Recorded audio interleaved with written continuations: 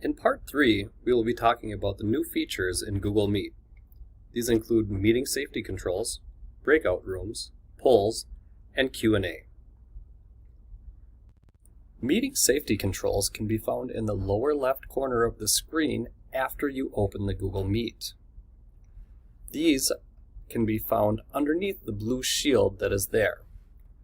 When you click on the blue shield, it will bring up three options for you, all turned on by default. The top is quick access. Students can enter or exit the meeting whenever they would like when that is turned on. If you would like to close the meeting and not allow students access to it after you leave, simply turn that off and close the meeting, and they will not be able to get back in there without you there.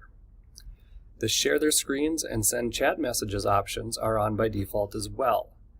When you open the Meet, students will be able to share their screens or send chat messages unless you turn those off. Next, we will talk about breakout rooms and different strategies that you can use to engage students with them. Breakout rooms can be found on the Activities tab after Google Meet is open. The first strategy is for small group work. Here you create random or intentional groupings and then give students the space in breakout rooms to work together. An example of this is the Four Corners debate. Here you provide a statement with 4 different responses in the main room, and then students can select the breakout room that they go to that they most align with. In that breakout room, they defend their stance and come back to the main room after a set amount of time to defend that. The second strategy is the virtual turn and talk. Here you want to make sure to set up enough room so students are assigned to only a partner. For example, if you have 30 students, you would want to make sure that you have 15 rooms. The nice thing about Google Breakout Rooms is that you can easily shuffle partners. Bring everyone back to the main room, click the shuffle button, and then send them back into their breakout rooms. An example of this is the Study Buddy, where students study with one partner for a set amount of time, come back to the breakout room, shuffle up, and study with a different partner. This is a great strategy to get your students working together. Our third option is the virtual jigsaw. Here, students are divided into expert groups, where they will then go into a breakout room and become experts in that topic. Once they have studied, learned, and planned together in their expert groups, they'll come back to the main group to teach the main room to teach the other groups what they've learned. And finally, you can use breakout rooms for one-to-one student-teacher conferences. This strategy can be easily implemented with any of the other breakout room strategies. Here, you just create an extra breakout room with no one assigned to it. Then, when you want to have an individual conference with a student, you invite them into that breakout room to conference, and then put them back out either to the main room or the breakout room, depending on what you are working on.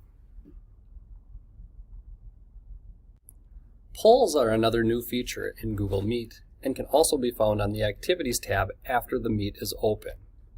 Polls can be used in a number of different ways. First is for relational capacity to check in at the start of a class. You can ask students how they're feeling, if they completed their work yesterday, or any other question to get the class started. You can also use these for a priming activity, something to introduce a topic that you're going to talk about. A great way to use this is to have students predict something about the lesson that's coming up. Another use for this is for a formative check, a quick question to see if students are understanding what you're going over at that time. And finally, you can use it as an exit ticket.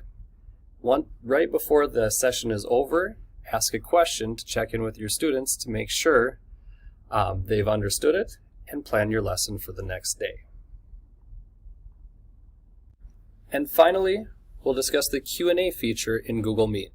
Like the other features, you can find this in the Activity tab after Google Meet is open. One way to use this is as a back channel. Instead of having students chat when they have questions, have them put it in the Q&A section. Here, you can periodically stop and scan the Q&A and answer questions as they come up. Another great feature with this is the question ranking. If a student posts a question and other students have the same question, they can upvote it or give it a thumbs up in order to let you know that multiple students have this same question. Another use for this is a processing activity. Now, instead of posting questions, have students post answers or predictions and then have the class give it a thumbs up if they think that that is the right answer or they think that's going to happen. This is a great discussion starter for you. And finally, you can use this as an exit ticket as well. Have the students post any remaining questions they have at the end of the lesson. The benefit of this is that you get an email digest when it's over, and then you can use this to inform your next lessons as they come up. These are some of the new features in Google Meet that you might find helpful as we switch between different models. One last thing we'd like you to remember is to consider recording during a Google Meet. You have to make sure that no students appear in this for data privacy reasons.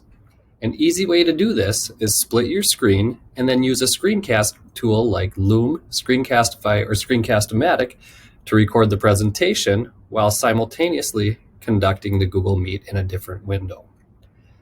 If you would like more information on how to do this, please click the link below for more directions. Again, if you have any other questions, please feel free to reach out to your digital learning specialist.